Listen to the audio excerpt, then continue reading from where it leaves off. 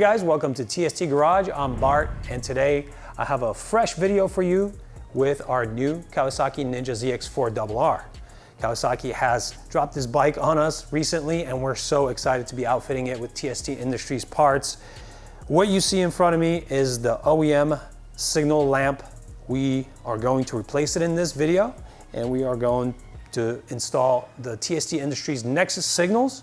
We do offer these Nexus signals in two different variants. One of them is just standard, turns on, off when the signaling system engages. What you see to the left of me, the housing's actually exactly the same, but electrically it works a little bit different. Those of you guys that want the sequential pattern that starts in the center and moves outward with every blink, those are gonna do that for you. We also added an extra circuit on board that provides running light functionality. Unfortunately, the OEM connector for the Kawasaki signals only has two conductors in it. It's to power the signal function and ground. We do not have the ability to make this plug and play, so we outfit you guys with an optional running light wire kit. And in this video, I'm going to show you how to wire that up. That is completely optional. If you don't want to hassle with it, that's fine. You can just omit those steps and you'll still get a nice sequential pattern out of these signals. The installation is fairly easy.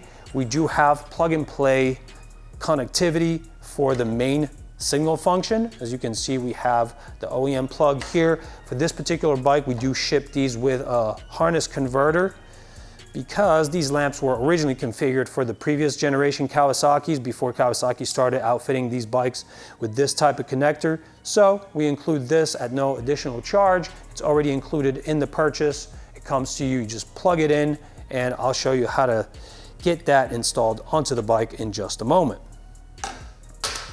When you move away from using OEM signals, if you change your front signals and or rear signals or go to an integrated taillight like we have on this bike, you're gonna notice that the bike flashes a lot faster. We call that hyper flash. It goes well beyond the 85 cycle per minute rate, and if you'd like to restore that, we do offer our Gen 2 flasher relay. The installation's a snap.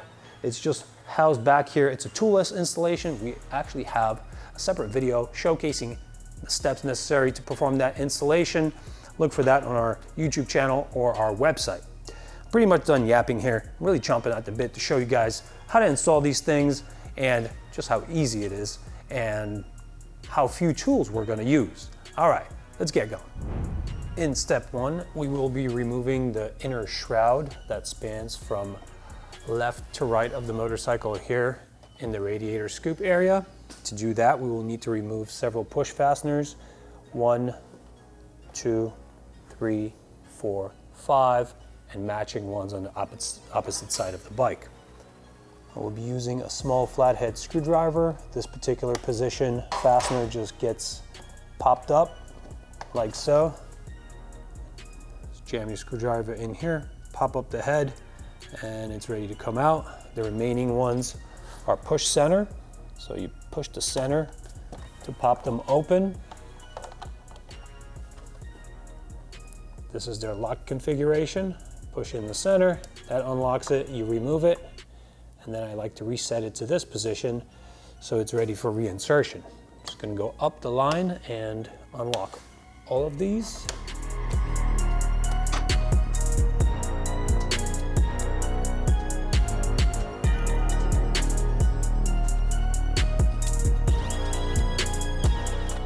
With all those removed, this shroud basically just pops out by itself.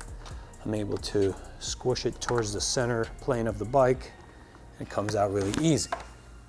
The next step in our flow will require this fairing set to come off the bike. To do that, we will first have to remove the push fasteners from these two locations here. They are the center push type. Once they are clear and out, we will move to the front of the bike, grab a 4mm Allen, and remove the silver fastener right in this location just under the headlight. And then we'll grab a tiny flathead screwdriver and move on to this joint section here between the left and the right fairing. Pop out 2 push fasteners from here. The one towards the front of the bike is the pop head type, and the one on the bottom is the center press. All right, moving on up the line here. Using our 4mm Allen, we will remove this fastener here. And now we'll grab a 5mm Allen and remove this fastener from the bottom. At this point, all of the fasteners holding this fairing assembly should be out. Please note here, there's a shoulder washer that fits in here, so keep these fasteners together. Now we have a considerable amount of motion down at the bottom of this fairing. Now that all the fasteners are out, we still have some friction fasteners up here. They basically just pull straight out, perpendicular to the center plane of the bike. We just need to grasp the front of the fairing here. There are some nice features for us to get our hand around. And as I pull away, that'll just clear out. Here's what I'm talking about. We have these 2 friction fasteners that fit into these grommets. They just pull straight out, boom, no big deal. Now you see this wiring from the signal lamp going to its receiving socket. Just need to grab it here by this tab, press down on the tab, that unlocks the locking mechanism and it pulls right off. Now we have the fairing out. We will need to extract the left signal lamp off the bike. This is done via Phillips head screws. But first, let's talk about this neoprene protector here. It does fit onto these tabs that get screwed on. So I will need to make sure that these tabs get back in the appropriate location when we get our TST Industries signals on here. We will be paying extra attention to that. For ease of disassembly and reassembly, I'm going to mark my tabs and the locations on the neoprene foam that they like to go into. This way I don't have to fumble with this stuff later on. I'll grab a Phillips screwdriver, remove this screw along with this tab, have them grouped together. Go up the line and remove all of the fasteners. Now the OE lamp comes off. I'm going to replace it with the appropriate side of the TST Industries lamp. This one, these lamps do have a left and right designation, so we're going to grab the left one since we're working on the left fairing. Line up our mounts. I'm going to grab the screw that had no tab fastener with it. Get that started first. I like to get these down almost to the bottom, but leave just a little bit of play so that we can have a final adjustment. So since our lamps were designed to fit multiple of these bikes, multiple models of these bikes, they do not share all of the geometry with the OE lamp. The registration of these tab fasteners will be a little bit different from the OE setup. So I'm just going to try to mimic more or less how these were distributed in there and then tighten it all down. And then that's how we're going to lock it in place. Take a look, make sure we didn't produce any crazy looking gaps. This looks good to me. So I'm going to tighten down all the way. And now I'm going to bring the neoprene protector back in place. Get my tabs through the windows on this neoprene part. There is a little hook in the neoprene part that goes under the boss here.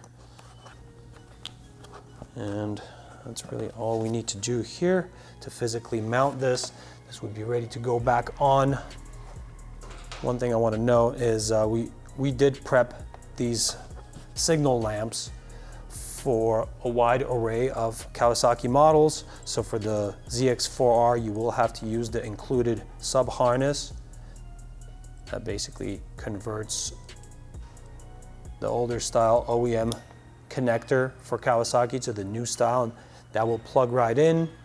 Here you have the remaining blue wire still sticking out. This is specific to our sequential signal lamps. They do come with an optional running light functionality that you have to wire into a positive 12 volt switched and fused connection. You don't have to do this. This is totally optional, but if you already got this lamp and you want the running light functionality out of here, you will have to make use of this connection wire. And a little bit later on in this video, I'll show you how to connect that in. If you don't connect it in, you still retain the regular signal functionality with sequential light pattern, which means it lights up here first and sweeps down and to the side. That you're signaling has a really nice effect, and that is standard by just plugging it in. Now, some people may ask, Bart, why did you not make it plug and play?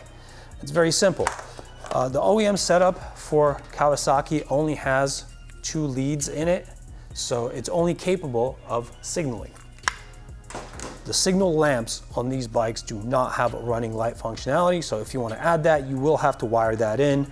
This signal plug remains plug and play, and here we attach our blue wire via plug and play connectivity, and then we have to run it up the line. I'll show you where to connect that a little bit later. Right now, I just want to make sure that we get through all the steps necessary for you guys to be successful in mounting these components physically on the bike, connecting them in via plug and play connection, and then we will go on to how to connect the running light. So at this point, I'll hop on over to the other side, remove this fairing, basically go through the same steps that you just witnessed me go through to make the physical installation on the other fairing, and then we'll move on. All right, so here I am done with the right side fairing. Since all of the steps on the right side are exactly the same as on the left side of the motorcycle, we kept that off film. It's really just very repetitious, so we spared you from that. Before I move any further, I'm gonna plug this in and make sure that everything's functioning correctly as far as signals go.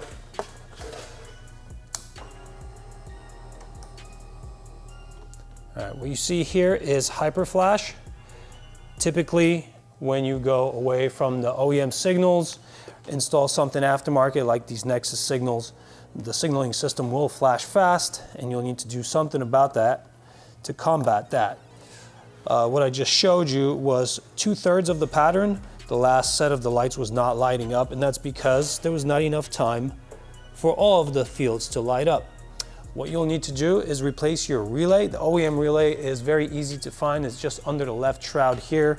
We have a plug and play replacement for it. This is our Gen 2 flasher relay. It just replaces the OEM unit and restores your flash rate to 85 cycles per minute. If that's not your flavor, you can take this cap off. You could adjust it. There's a little potentiometer in there, but I'll leave the details of that to our flasher relay installation video. At the end of this video, I will show you what these look like when we have a proper flash rate restored. I will install it, and it only takes a couple minutes, but that's out of the scope for this installation. So if you are after your sequential signal only, you can now plug this in and go in the reverse order of disassembly. If you will be connecting the running light module, I will now go through the steps of how to connect this blue wire to the bike, where to make that connection, why I've chosen that connection, and then how to connect this to each signal. I'm going to start by removing this fairing here. I'm going to start with a 4mm Allen. Keep track of all the different sizes of fasteners. They vary quite a bit. I want to make sure that upon reinstallation, they all end up in the same place. So we had black short, we have black long up here going into a rubber well nut. Now we have a zinc plated shiny fastener up here. Actually, there's 2 of them. They come out with little nylon washers.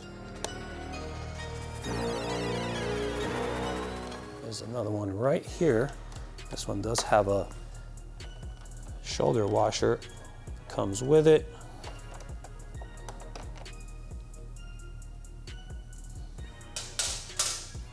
Going back down the line here, we have another long black one. And at this point, I believe all of the fasteners are out. So I will start in the rear section here, get this, there's a friction fastener here, pop that straight out, rotate this out from under the seat, and there's several more friction fasteners here, and then that just comes out. Once we gain access under here, we will identify these 3 wire loom bolts. The first 2 towards the rear that go through this cable management clip, we will leave those alone. The one forward of those, the single one, is the one of interest. We're going to peel back on the boot gently. I want to make sure that we are as gentle as possible. We don't want to disturb any of these connections or terminals inside the connectors.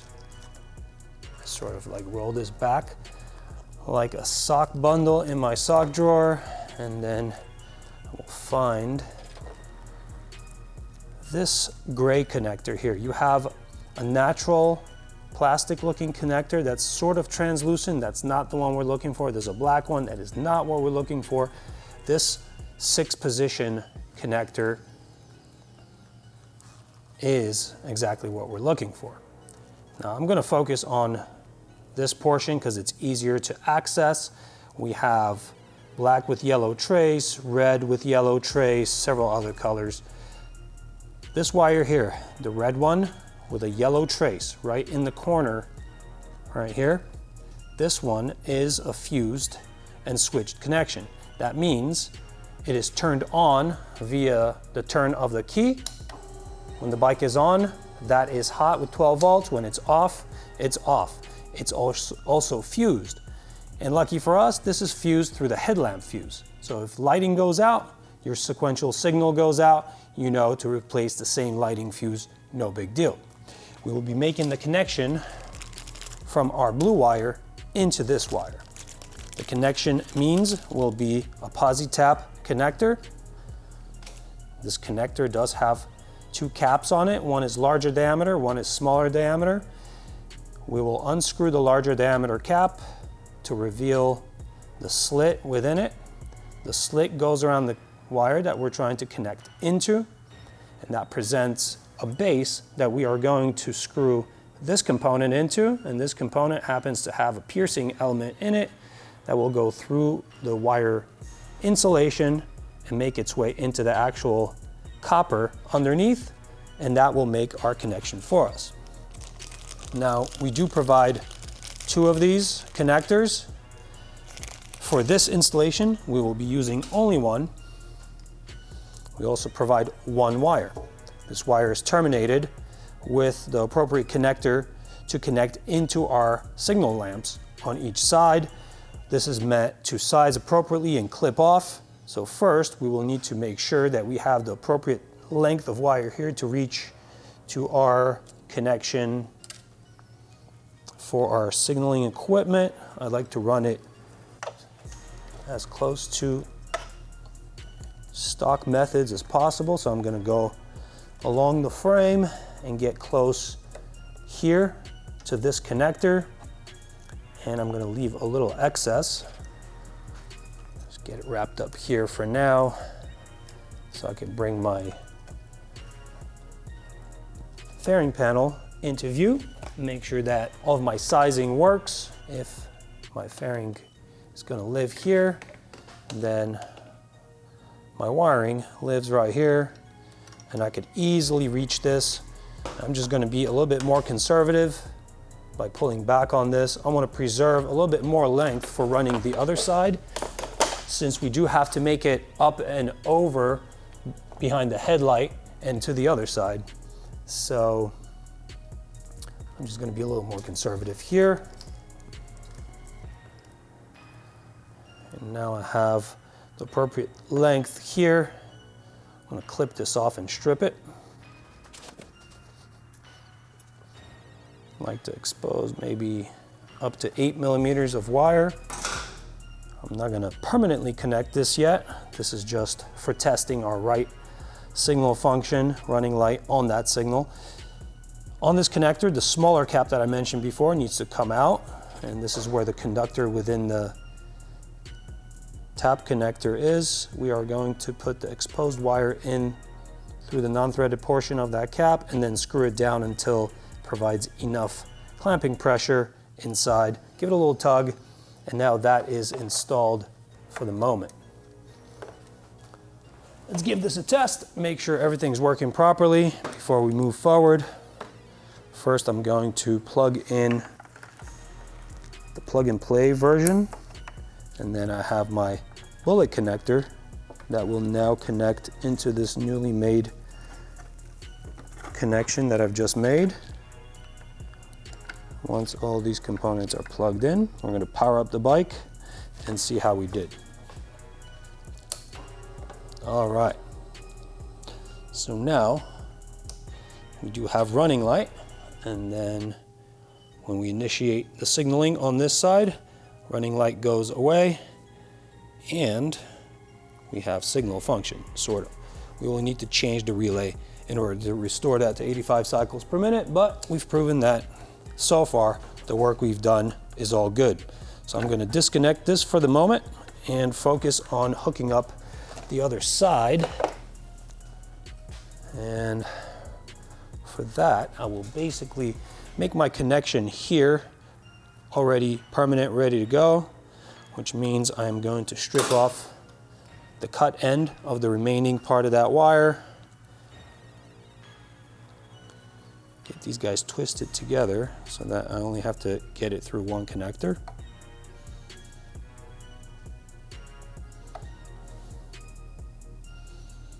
And I have just a little too much sticking out, so I'm going to trim that off so that I don't have a problem with bulk. Fit that through the cap.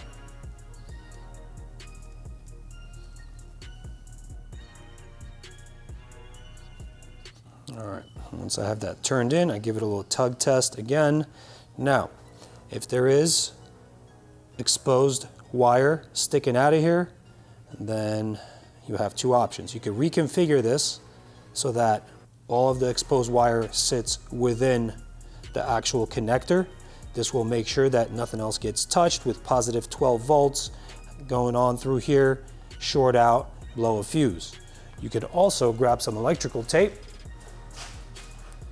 and this is my preferred method anyway, because I like to introduce a little bit of strain relief action here. So I will overlap these wires like so, make a little heart shape and compress it like this, and then I will go over that with a winding or two of electrical tape.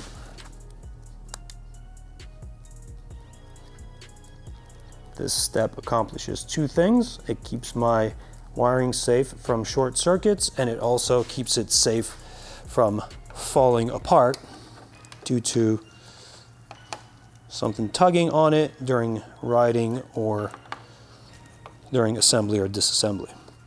All right, now that we have this connected, I'm going to run both of these wires forward. This longer one is going to be responsible for bringing the current over to the other side. So I'll just make sure that I get this over to the other side without being exposed to any moving parts. And now I'm going to bring this boot back over.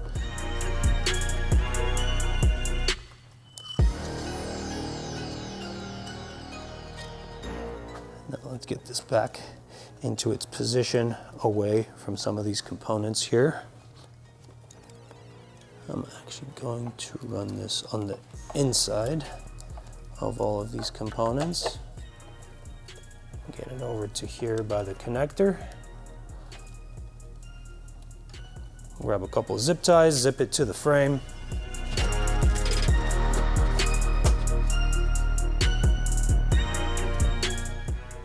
also make use of this rubber keeper here.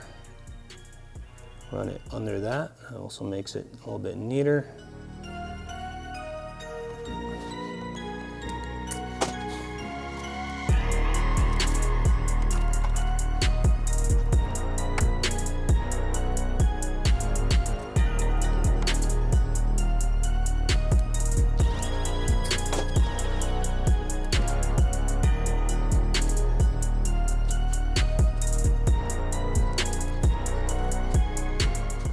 Center part of our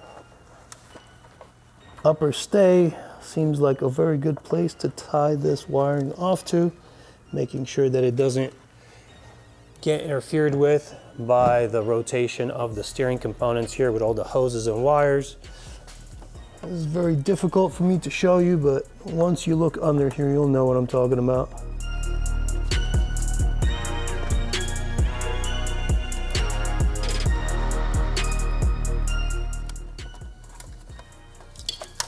All right, so I've routed my wires. As you can see, this termination's here. We already showed that before. The little tricky part was to get the left side wire across. So I went up, cinched it off to the upper stay all the way across, and then went up and over and then below the air duct.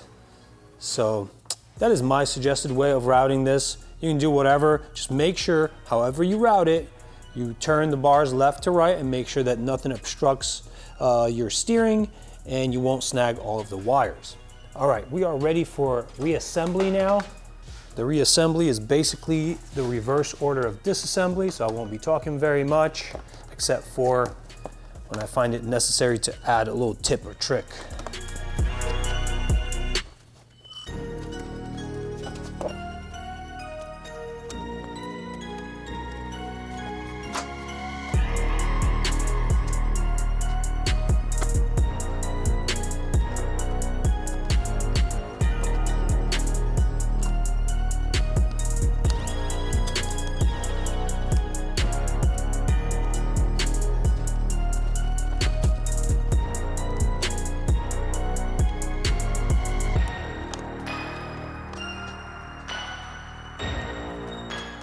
All right, now let's hop on to the main lower panel here.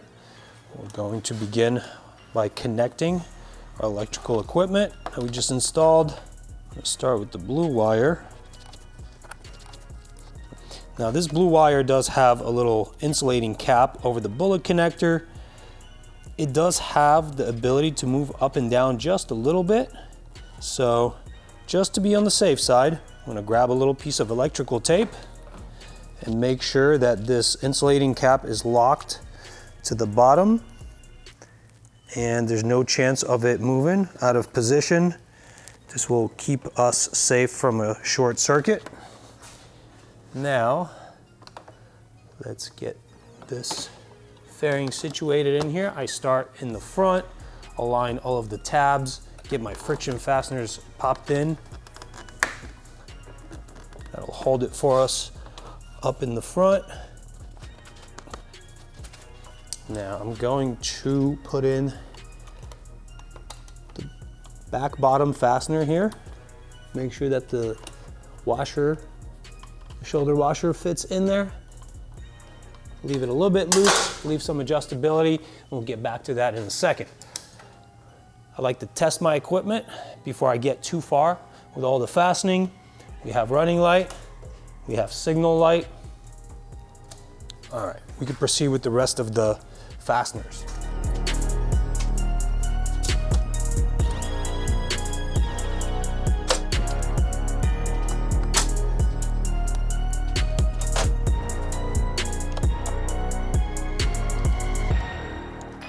At this point, the right side's done. I'm gonna hop over to the left side and complete that reassembly.